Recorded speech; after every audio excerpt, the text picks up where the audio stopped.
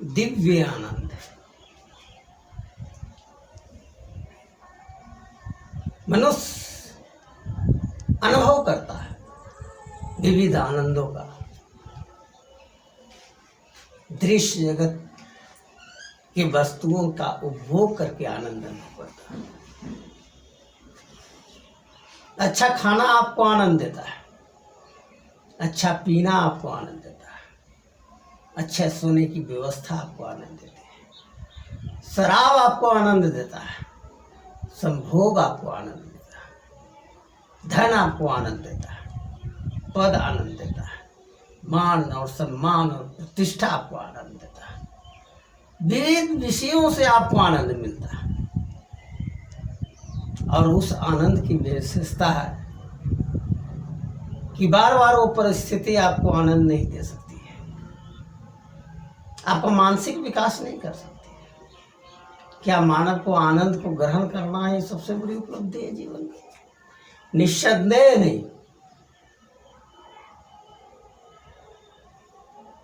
उन आनंदों में एक भिन्न आनंद है अखंडता की अनुभूति का, शून्य का आनंद,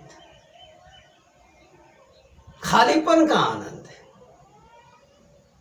और यह आनंद सिर्फ आनंद नहीं है, ज्ञान का स्रोत है, ज्ञान की बढ़ोतरी है, जीवन का परम उपलब्धि है। तो दिव्य आनंद प्राप्त करना जीवन का लक्ष्य नहीं है। विविध विषयों के माध्यम से वह आनंद प्राप्त करता है और वह विषय मानसिक रूप से दिग्भ्रमित कर रहा है संसार। हर व्यक्ति दिग्भ्रमित है, हर व्यक्ति विषय से जुड़ गया है और विषय के चक्रव्यूह में फंसा हुआ है।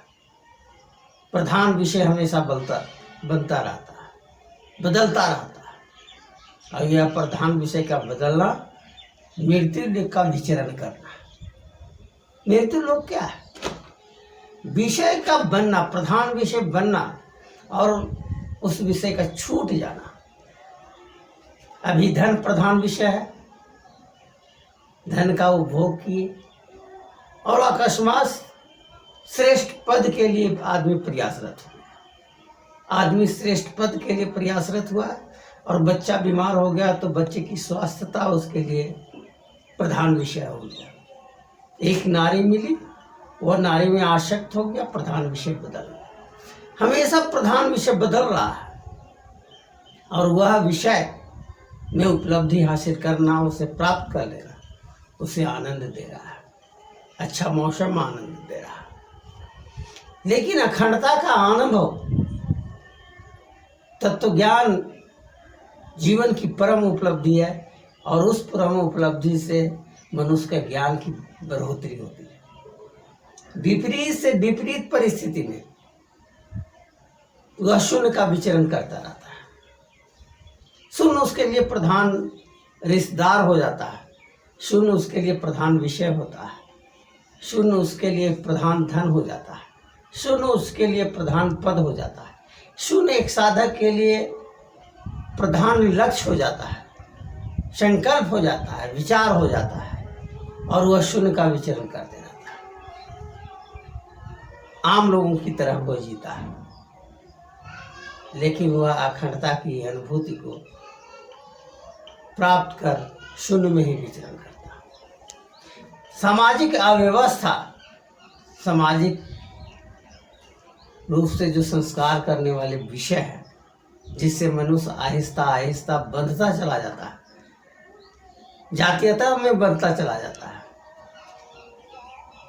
राष्ट्रवाद में बंधता चला जाता है, धर्मांधता में बंधता जाता है, रीति रिवाजों में बंधता चला जाता है और एक तत्ववेत्ता का प्रधान विषय जब शून्य का विचरण हो जाता है तो वह आनंद उस कुव्यवस्था से